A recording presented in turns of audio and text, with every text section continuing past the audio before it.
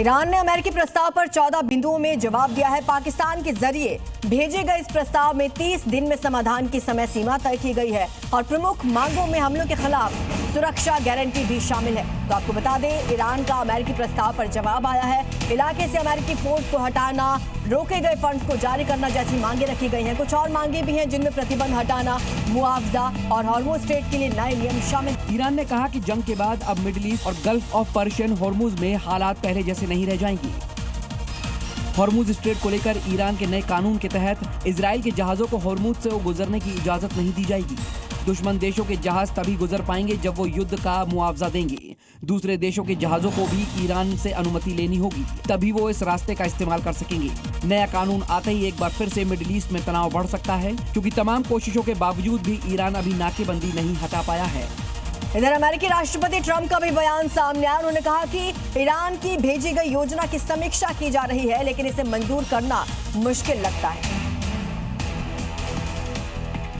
Trump ने आरोप लगाया कि ईरान ने मानवता के खिलाफ कामों की अब तक बड़ी कीमत नहीं चुकाई है, तो प्रस्ताव को मंजूर कर पाना मुश्किल है, लेकिन मानवता के खिलाफ काम की सजा अभी बाकी है।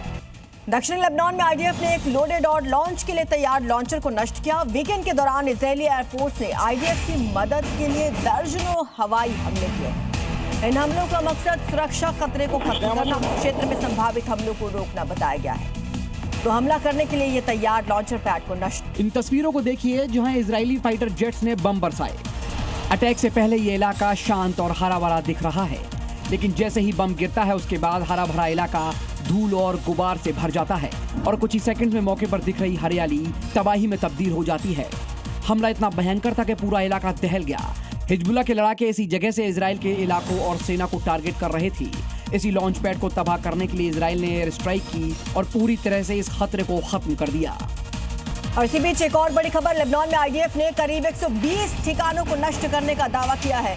इसमें 70 सैन्य ठिकाने हैं, 50 हिजबुल्लाह स्ट्रक्चर्स शामिल हैं। आईडीएफ के मुताबिक हमले में हिजबुल्लाह के कमांड सेंटर्स, हथियार डिपो और दूसरे सैन्य ढांचे को निशाना बनाया गया। लेबनान में ग्राउंड पर मौजूद उसकी आर्मी ने जो इनपुट दिए, उसके आधार पर एयरफोर्स ने ऐसी कार्रवाई की जिससे उबरने में हिजबुल्लाह को कई साल लग जाएंगे। इन हमलों में 70 से ज्यादा बिल्डिंग तबाह हो गई हैं, जिसका हिजबुल्लाह इस्तेमाल करता था। साथ ही हिजबुल्लाह के 50 और ठिकानों पर ताबड़तोड़ हमले किए गए, जिनमें इन लड़ाकों का हेडक्वार्टर, हथियार गोदाम को पूरी तरह से तबाह कर दिया गया। हिजबुल्लाह पर इस भीषण प्रहार से पहले इजराइल ने लेबनान में बड़ी संख्या में वांटेड लोगों को अरेस्ट किया, जो इजराइल को दहलाने की साजिश में शामिल थे।